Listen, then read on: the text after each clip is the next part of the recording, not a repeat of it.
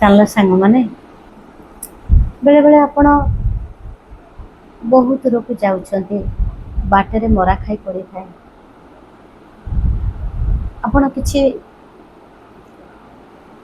ଆଶା ନେଇ ଯାଉଛନ୍ତି, ସେ ବନ୍ଧୁ ହଉ କି କାର୍ଯ୍ୟ ପାଇଁ କିଛି ହଉ, ଯେକୌଣସି ଗନ୍ତବ୍ୟସ୍ଥଳକୁ ଆପଣ ଯାଉଛନ୍ତି, ଦେଖିଥିବେ ବାଟରେ ମଶାଣି ପଡ଼ିଲା।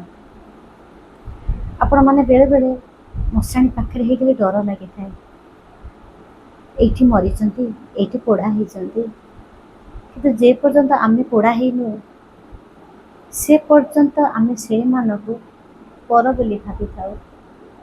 ଯେ ପର୍ଯ୍ୟନ୍ତ ଏ ଶରୀରରେ ପ୍ରାଣ ଅଛି, ଆମେ ଦେଖିପାରୁଛୁ, ବୁଝିପାରୁଛୁ, ଆମେ ସେଇମାନଙ୍କୁ କେବେ ଆପଣାର ଭାବୁନା। ଥରେ ଚିନ୍ତା କଲେ, ସେମାନେ ଦିନେ ଆମରି ଭଳି ଶରୀର ତାଙ୍କର ଥିଲା ନା? ଆଜି ସେ ଚାଲିଗଲେ ବୋଲି, ପାଉଁଶ ହେଇଗଲେ ବୋଲି ସେ ଆମର ଶତ୍ରୁ ହେଇଗଲେ, ଆମେ ତାଙ୍କୁ ସବୁବେଳେ ଡରିବା ନା?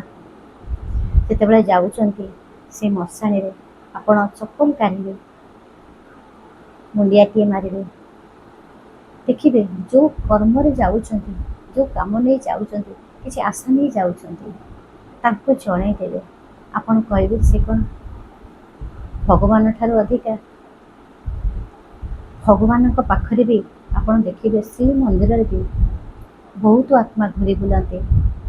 ପ୍ରତ୍ୟେକ ଦିନ ପ୍ରତ୍ୟେକ ଅନୁଭବରେ ରବିନାରାୟଣ ମିଶ୍ର ମଉସା ଥିଲେ କହନ୍ତି, ବଡ଼ ପଣ୍ଡା ବି କହନ୍ତି, ଆପଣ ଦେଖିବେ ଅନୁଭୂତି। ସେମାନେ ଆତ୍ମା ହେଲେ ବି ସବୁ ସତ କଥା କହିଥାନ୍ତି। ଆଉ ସେଇଠି ଭାବିଥାନ୍ତି, ପୁରୀ ଶ୍ରୀକ୍ଷେତ୍ରରେ ଆମେ ମହାପ୍ରଭୁ ଆମକୁ ଦେଖାଦେଲେ, ମା ଲକ୍ଷ୍ମୀ ଦେଖାଦେଲେ, ଦର୍ଶନ ଦେଲେ, ସେମାନଙ୍କୁ ବେଶୀ ବେଳେବେଳେ ଅନୁଭବ ହୋଇଥାଏ। କାରଣ ମହାପ୍ରଭୁ ତାଙ୍କୁ କେବେ ପର ଭାବନ୍ତିନି। ଆପଣ କାହିଁ ପର ଭାବୁଛନ୍ତି? ଯେଉଁ କର୍ମରେ ଯାଉଛନ୍ତି ପ୍ରଣାମଟିଏ ଜଣେଇ ଆପଣ ଥରେ କହିଦେଇ ଯାଆନ୍ତୁ ନା, ନିଶ୍ଚିତ ଆପଣଙ୍କର କାମ ସକ୍ସେସ୍ ହେବ। କେବେ ଡର ଲାଗିବନି। ଡରକୁ ଛଡ଼େଇ ଆମେ ତାଙ୍କୁ ଆପଣେଇଲେ ସେ ଆମକୁ କେବେ ବି ବିପଦରେ ପକାଇବେନି। ସତ କଥା କହୁଛି।